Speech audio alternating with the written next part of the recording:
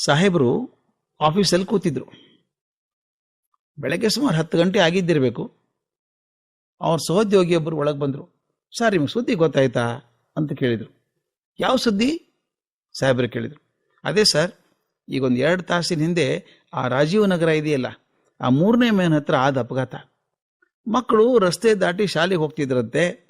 ಈ ನಗರ ಸಂಚಾರದ ಬಸ್ ಇದಾವಲ್ಲ, ಜೋರಾಗಿ ಬಂದು ಹೊಡಿತಂತೆ. ಭಾರಿ ಅನಾಹುತ ಸರ್. ಎಷ್ಟು ಮಕ್ಕಳಿಗೆ ಪೆಟ್ಟಾಯಿತು ಗೊತ್ತಿಲ್ಲ ಸರ್, ತುಂಬ ಜನ ಸೇರಿಬಿಟ್ಟಿದ್ದಾರೆ ಅಂದರು.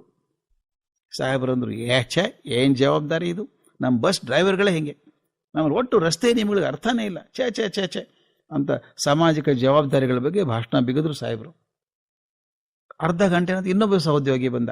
ಸರ್, ರಾಜೀವ್ ನಗರದ್ದು ಅಪಘಾತ ವಿಷಯ ಗೊತ್ತಾಯ್ತೆ ಅಂತ ಕೇಳಿದ್ರು. ಅದೇ ಬಸ್ ಅಪಘಾತ ತಾನೆ? ಯಾವ ಶಾಲೆ ಮಕ್ಕಳಂತೆ ಅವರು? ಸಾಹೇಬರು ಕೇಳಿದ್ರು. ಅಲ್ಲೇ ಪಕ್ಕದಲ್ಲಿ ಇದೆಯಲ್ಲ ಸರ್, ನಲಂದ ಶಾಲೆ, ಆ ಮಕ್ಕಳಂತೆ. ಹೌದಾ? ಗಾಬರಿ ಆದ್ರು ಸಾಹೇಬರು. ಅವ್ರ ಮಕ್ಕಳು ಅದೇ ಶಾಲೆಯಲ್ಲಿ ಓದ್ತಾರೆ. ಯಾವ ಕ್ಲಾಸಿನ ಮಕ್ಕಳಂತೆ ಅಂತ ಕೇಳಿದ್ರು. ಅದು ಸರಿಯಾಗಿ ಗೊತ್ತಿಲ್ಲ ಸರ್, ಅದು ಸಹೋದ್ಯೋಗಿಗಳು. ಸಾಹೇಬರು ತಕ್ಷಣ ಸೆಕ್ರೆಟರಿನ ಕರೆದು ಶಾಲೆಗೆ ಫೋನ್ ಮಾಡಿ ವಿವರ ತಗೊಳ್ರಿ ಅಂತ ಹೇಳಿದ್ರು. ಎದೆ ಡವಡವ ಅಂತಿತ್ತು, ಯಾಕಂದ್ರೆ ಅದೇ ಸಮಯದಲ್ಲಿ ಅವ್ರ ಮಕ್ಕಳು ಶಾಲೆಗೆ ಹೋಗೋದು. ಫೋನ್ ಕಿರುಗುಡ್ತು. ಸೆಕ್ರೆಟರಿ ಹೇಳಿದ್ರು, ಸರ್, 3 ಮಕ್ಕಳ ಮೇಲೆ ಬಸ್ ಹಾಯ್ದಿದೆ ಅಂತೆ. 2 ಗಂಡು ಮಕ್ಕಳು 4ನೇ ಕ್ಲಾಸ್ನವರಂತೆ, ಇನ್ನೊಬ್ಬ ಹುಡುಗಿ 3ನೇ ತರಗತಿ ಅಂತೆ, ಒಬ್ಬ ಹುಡುಗ ಅಲ್ಲೇ ಸತ್ತೋದ್ನಂತೆ, ಇನ್ನು ಉಳಿದವ್ರ ಪರಿಸ್ಥಿತಿ ಚಿಂತಾಜನಕ ಆಗಿದೆ ಅಂತೆ. ಇನ್ನು ಹೌಹಾಡ್ಬಿಟ್ರು ಸಾಹೇಬರು. ಯಾಕಂದ್ರೆ ಇವಾಗ 4ನೇ ಕ್ಲಾಸ್ನ ಇದ್ದಾನೆ. 4ನೇ ತರಗತಿನ? ಯಾವ ವಿಭಾಗ ಅಂತೆ? ಯಾವ ಸೆಕ್ಷನು? ಗೊತ್ತಿಲ್ಲ ಸರ್. ಸಾಹೇಬರು ಬಾಯಿ ಒಣಗ್ತು. ಅವ್ರ ಏಕಮಾತ್ರ ಪುತ್ರ ಅದೇ ಶಾಲೆಯಲ್ಲಿ 4ನೇ ತರಗತಿಯಲ್ಲಿ ಇದ್ದಾನೆ. ಕುರ್ಚಿಯಿಂದ ಎದ್ರು, ಡ್ರೈವರ್ ಕರ್ಕೊಂಡು ಶಾಲೆಗೆ ಹೊರರಂತ ಹೋದ್ರು. ಶಾಲೆ ಮುಂದೆ ಜನಸಾಗರ, ಒಳಗೆ ಹೋಗೋದೇ ಕಷ್ಟ. ಆ ಗಾಬರಿಯಲ್ಲಿ ಪಕ್ಕದಲ್ಲಿದ್ದವ್ರು ಕೇಳಿದ್ರಂತೆ, ಆ ತೀರಿ ಹೋದ್ನಲ್ಲ ಹುಡುಗ ಯಾವ ವಿಭಾಗ ಒಂದು? ಯಾರು ಹೇಳಿದ್ರು? ಬಿ ಸೆಕ್ಷನ್ ಅಂದ್ರು. ಸಾಹೇಬಲ್ ತಲೆ ಗಿರ್ರ ಅಂದ್ಬಿಡ್ತು. ಅವ್ರ ಮಗ ಇರೋದೇ ಬಿ ಸೆಕ್ಷನಲ್ಲಿ. ಸಾವರಿಸ್ಕೊಂಡು ಧೈರ್ಯ ಮಾಡಿಕೊಂಡು ಇನ್ನೊಬ್ಬರನ್ನ ಕೇಳಿದ್ರು, ಅವನ ಹೆಸರು ಏನಂತ ಸ್ವಾಮಿ? ಅದೇನೋ ಗೊತ್ತಿಲ್ಲ ಸರ್, ರಾದಿಂದ ಶುರು ಆಗತ್ತಂತೆ ಹೆಸರು ಅಂತಂದ್ರು ಇನ್ನೊಬ್ರು. ಸಾಹೇಬರು ನೆಲಕ್ಕೆ ಕೂಸದು ಕೂತ್ಕೊಂಡ್ಬಿಟ್ರು. ಎಲ್ಲ ಮ್ಯಾಚ್ ಆಗ್ತಾ ಇದೆ. ಅವ್ರ ಮಗನ ಹೆಸರು ರಾಘವೇಂದ್ರ, 4ನೇ ಕ್ಲಾಸು, ಬಿ ಸೆಕ್ಷನ್. ನನಗೆ ಬತ್ತಪ್ಪ ಇದು ಅನಿಸ್ಬಿಡ್ತು. ಹೇಗೋ ಕಷ್ಟಪಟ್ಟು ಎದ್ದು ಪ್ರಾಂಶುಪಾಲರ ಮುಂದೆ ನಿಂತು, ಏನಾಯ್ತು ಮೇಡಮ್ ಅಂದ್ರು. ಧ್ವನಿ ನಡುಗ್ತಾ ಇತ್ತು, ಕಣ್ಣಂಚಲ್ಲಿ ನೀರು ತುಳುಕೋಕೆ ಸಿದ್ಧ ಆಗಿತ್ತು. ಆಕೆ ಪ್ರಿನ್ಸಿಪಲ್, ಕ್ಷಮಿಸಿ ಸರ್, ಹುಡುಗರು ಉಳಿಸ್ಕೊಳ್ಳೋಕೆ ಆಗಲಿಲ್ಲ ಅಂದ್ರು. ಅಯ್ಯೋ ಅಂದ.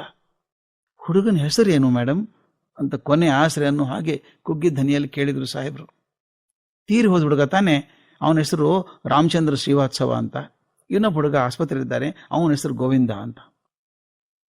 ಆ ಹುಡುಗ ತೀರಿ ಹೋದವನ್ ರಾಮಚಂದ್ರ ಅಂದ ತಕ್ಷಣ ಎದೆ ಮೇಲಿನ ಬಂಡೆ ಸರಿದು ಹೋದಂಗಾಯ್ತು ಸಾಹೇಬರಿಗೆ.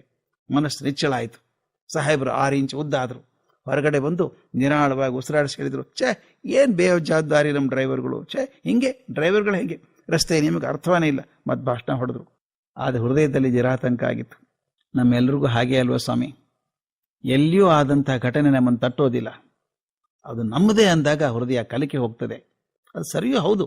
ಆದರೆ ಮತ್ತೊಬ್ಬರ ದುಃಖ ಆರ್ತತೆ ನಮ್ಮನ್ನು ಸ್ವಲ್ಪ ಆದರೂ ತಟ್ಟಬಾರದೆ. ಹಾಗಾದರೆ ಮಾನವೀಯತೆಗೆ ಒಂದು ಅರ್ಥ ಬಂದಿತ್ತಲ್ವೇ?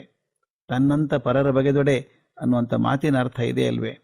ಹೌದು, ಮತ್ತೊಬ್ಬರಿಗೆ ನೋವಾದಾಗ ಒಂದು ಚೂರಾದರೂ ಎದೆ ಅಳಕಬೇಕಲ್ವಾ? ನನ್ನದಾದಾಗ ಹೆಂಗೆ ಆಘಾತ ಆಗತ್ತೋ ಹಂಗೆ ಮತ್ತೊಬ್ಬರಿಗೆ ಆಘಾತ ಆಗಿದೆ ಅಂದಾಗ ಅದನ್ನು ಹಂಚಿಕೊಂಡು ಸಾತ್ವರ ಹೇಳುವಂಥ 1-2 ಮಾತು ಬರಬೇಕಲ್ವಾ? ಅದು ಮನುಷ್ಯತ್ವ ಅಲ್ವಾ? ಈ ವಿಡಿಯೋ ನಿಮಗೆ ಇಷ್ಟವಾದಲ್ಲಿ ನಮ್ಮ ಚಾನಲನ್ನು ಸಬ್ಸ್ಕ್ರೈಬ್ ಮಾಡಿ, ಹಾಗೆ ಲೈಕ್ ಮತ್ತು ಶೇರ್ ಮಾಡಿ.